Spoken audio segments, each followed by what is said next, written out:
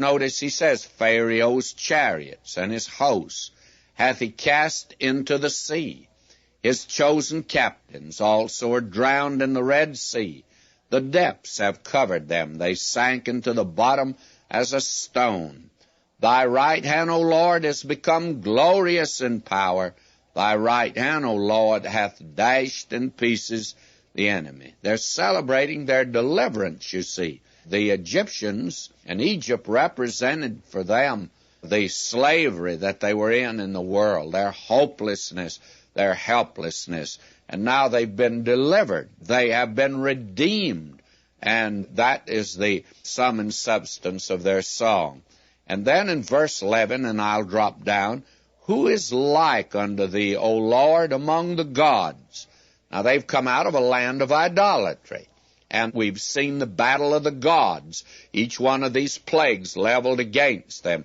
All right, what is the conclusion they've come to now? Who is like unto thee, O Lord, among the gods? No comparison.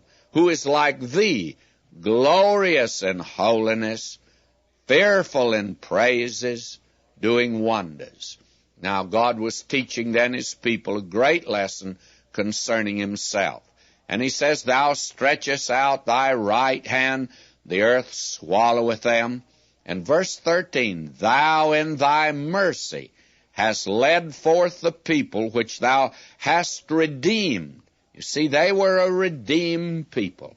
There had to be the redemption of the people. And that is the thing that's important today. God is not asking you to do one thing for him, friends, until you've been redeemed, until you've accepted his salvation. And he's not asking you for anything. God has the world today shut up to a cross, and he's not demanding of the world to do something. He's not saying, now, if you'll improve yourself and come up a little higher standard, wash your face, rake your yard, and put up a good front, God says, I'm willing to be your good neighbor. That's not it. God's not asking the world for anything. God has the world shut up to a cross. And he's saying to a lost world, what will you do with my son who died for you? Listen again to verse 13.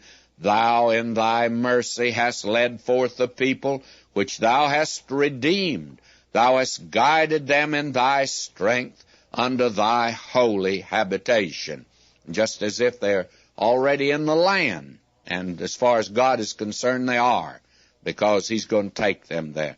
Then they recount their experiences here and what they've seen. Over in verse 18, the Lord shall reign forever and ever. For the horse of Pharaoh went in with his chariots and with his horsemen into the sea. And the Lord brought again the waters of the sea upon them. But the children of Israel went on dry land in the midst of the sea.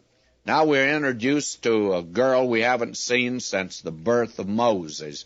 Verse 20, And Miriam the prophetess, the sister of Aaron, took a timbrel in her hand, and all the women went out after her with timbrels and with dances.